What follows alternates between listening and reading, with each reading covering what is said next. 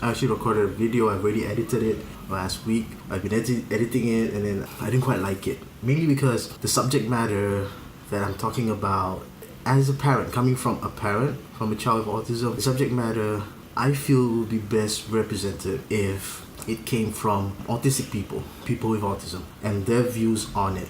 It would be more representative of their points of view rather than it coming from me. And if you guys still haven't figured it out, it's this controversy that's going on in the States and in some parts of Europe between the Light Up Blue campaign, which is the World Autism Awareness Month right now, and the Walk in Red or the Red Instead campaign, which is technically the Autism Acceptance movement. It's also been called the neurodiversity movement, in which you accept a person with autism as somebody who thinks differently than you do.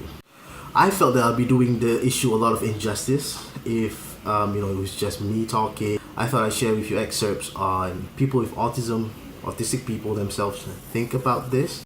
Well, I hope this series of videos, which are excerpts of the full videos, I'll leave links to the full videos in the description below so that you guys can watch it in full. I'll also leave some readings, literature, some blogs by people with autism, autistic people below, so that you guys can have a fuller picture of it. So hopefully these excerpts, this series of excerpts that I've gathered from a couple of autistic individuals who are on YouTube, hopefully they'll give you different perspective as to what we're doing as a society and whether or not it's helpful for them.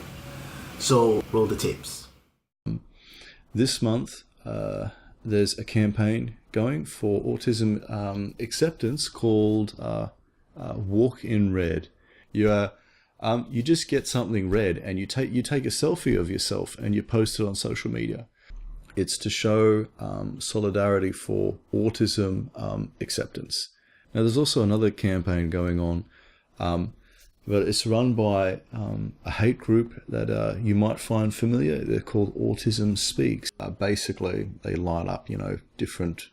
They get people on board, well, obviously, to light up different places around the world, and they post about it. Basically, they do that to under the guise of spreading awareness. And you might think, oh yeah, well, spreading awareness, that's good, right?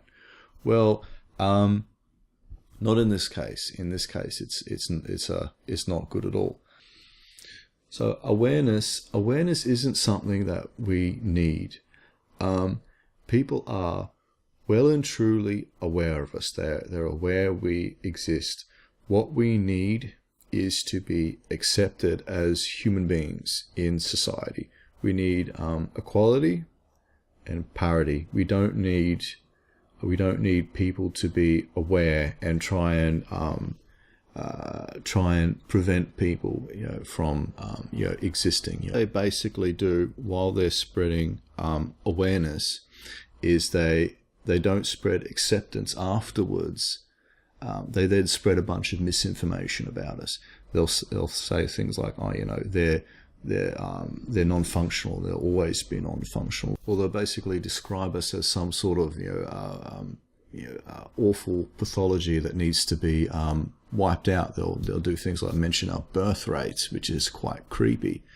And basically they'll paint the picture of us being a disease that they desperately need to cure. They'll paint a picture of us being on the spectrum as something that is worse than death, if you can believe that or not. Autism Speaks is one of the largest and most well-known of the autism organizations in North America, and I think that they also are overseas in the UK under the name Autistica. Firstly, for a charitable organization, Autism Speaks does a really bad job at being a charity. In 2012, only 4% of their very expansive budget went towards helping actual autistic people and their families. 4%. In 2010, 44% of their budget went to research. Now wait, you say, research, that sounds good, right? Like we need to find a cure? Firstly, there are lots of autistic people and their loved ones who believe that autism doesn't need a cure. Secondly, you can't cure autism. Autism is a developmental disability and it's present since birth. What makes a person autistic is that their brain developed differently. Developmental disability. You can't take an autistic person and give them a cure and make them non-autistic. Autistic is their neurotype. Autistic is the way that their brain developed. And this is a controversial subject, so I'll just touch on it lightly. But the 44% of Autism Speaks budget that went to research, that research is working towards things like finding a prenatal test for autism and finding out the genetic marker or trait that causes autism. Now, this isn't research that is going to help the lives of autistic children and adults who exist now. This is research to find a prenatal test for autism. Whatever your beliefs are, those are your beliefs, and that's why I'm just touching on this. But if you think that Autism Speaks research is going towards helping actual autistic people and children who exist now, helping them to live their lives and be healthier and happier autistic people, then you are sadly mistaken. To illustrate my next point of why Autism Speaks is just awful, I'm going to borrow the words of an autistic advocate, Codeman38, who posted this on dailykos.com. Imagine, if you will, that an organization existed by the name of Womanhood Speaks, which on the surface appeared to be in support of women's rights. Now imagine that the governing body of this organization only included members of the male gender, with not one female represented in its ranks. Imagine that its actual aim was to create a registry of all females and force them to become more masculine, completely disregarding the fact that a majority of females are perfectly content with their womanhood and even found it to be advantageous. Imagine that members of its leadership appeared on popular TV programs talking about the epidemic of womanhood and how it needed to be eradicated. In this example, Womanhood Speaks is Autism Speaks, and if we use this example, it becomes how clear and terrible it is that never in the history of its existence has Autism Speaks had an actual autistic person in any position of significance on their board or running it. There's never been any really good autistic input because there are no autistic people present.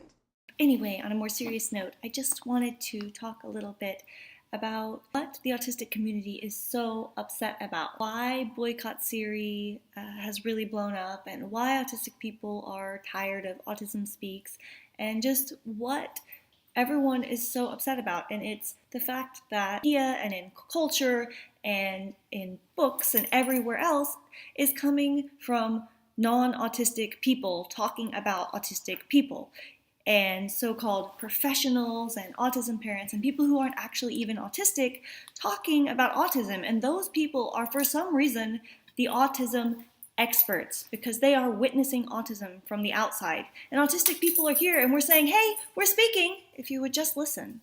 And so that's why everyone's upset. Is it really... I don't think it's that too much to ask or that it's really that complicated.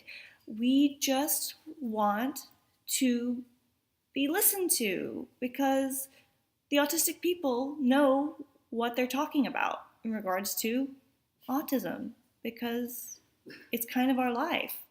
Since it's Autism Awareness Day and Autism Awareness Month, or acceptance, whatever you want to call it, whatever camp you're a part of, I'm a part of neither.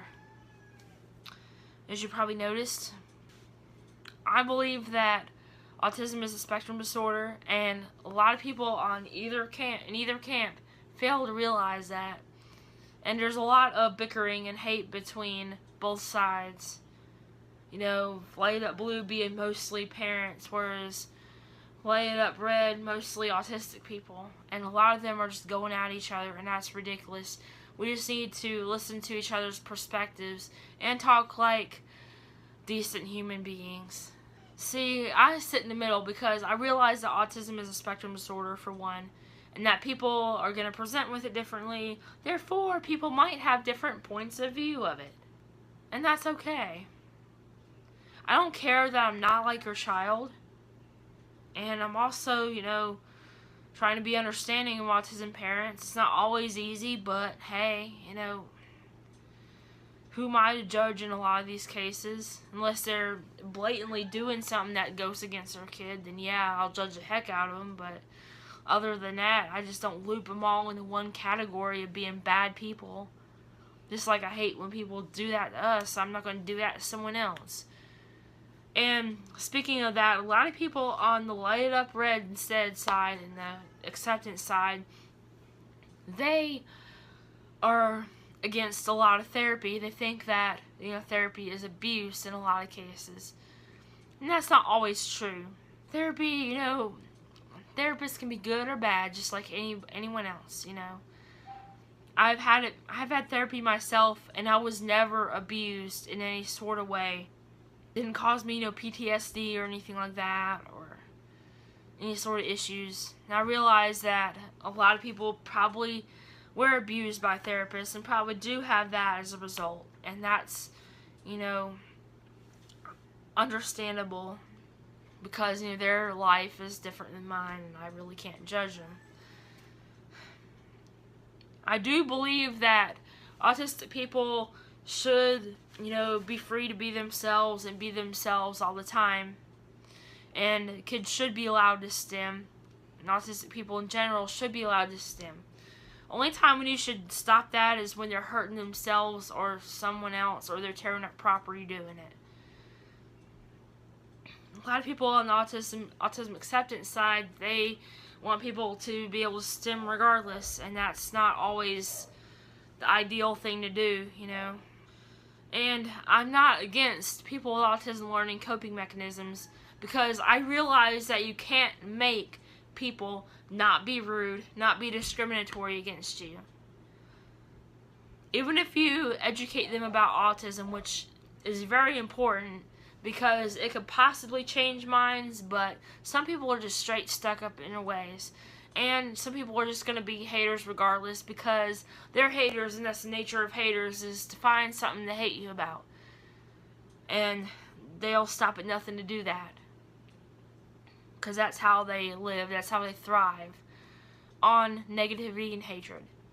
So, unfortunately, people with autism have to learn coping mechanisms to be able to live a relatively, have a relatively good quality of life, or better quality of life anyway, because, they have to go out and get jobs and be out in society, and not everyone is okay with people staring at them and stuff. Me, I'm personally very okay. Stare at me all you want. Hate me all you want. And staring, unfortunately, is not always hate. I mean, if you do something that's going to draw attention, people are going to stare at you, and that's not always a hate thing. Or sometimes they're just curious. But I have had people make ignorant comments, rude comments about me, but I don't care, because there's always going to be people like that out there. And that person may not realize that I have autism, because a lot of us, we look normal on the outside. We don't look like we're disabled to any degree. So I kind of can't blame people for making comments that are not the most intelligent about us. I do agree mostly with what she said. A lot of with what she said. I understand the way that autism has been portrayed by Autism Speaks, for the most part, has not been that good. But at the same time, I also understand where that stems from, where that comes from. It's mostly from parents with kids with severe autism. And so I sort of understand the levels of frustration, the everything that has been, brought up by that. At the same time, I also understand where the Walk in Red movement, the Autism Self-Advocacy Network, where that is coming from, because you don't do things, you don't try to get people to do things that they don't want to do and stuff like that. However, in a society, I feel just like how that YouTuber feels. I totally agree with her. There needs to be a coming together. There needs to be some collaboration between both sides. People with autism, autistic people, they're people too. They have thoughts, they have feelings, they have opinions. The fact of the matter is, they're people too, right? So we have to then be more aware of what it is we're proposing whenever we want to sort of help them, and whether that's really helpful for them in the long run, because if I were to borrow a line from The Merchant of Venice, by Shakespeare. I'm sure most of you guys read that, or if you haven't read that, you know about it. There's this one line that really is quite salient for this whole issue, and that when you prick us, do we not then bleed? Something for us to think about moving forward in this. Well, I hope this video has been enlightening in some form. I hope it has been helpful in you trying to have a more fuller picture of the situation of autism in the world, inclusive of Singapore, and I hope it gives a more nuanced approach in us going forward in this and trying to help people with autism better integrate into society and better understanding them at the same time. So yeah, World Autism Awareness, World Autism Acceptance. Let's make it happen, guys. Peace. Yeah, I keep forgetting. Please do like and subscribe if you haven't subscribed. Please do like and share the video. Spread the word. Peace.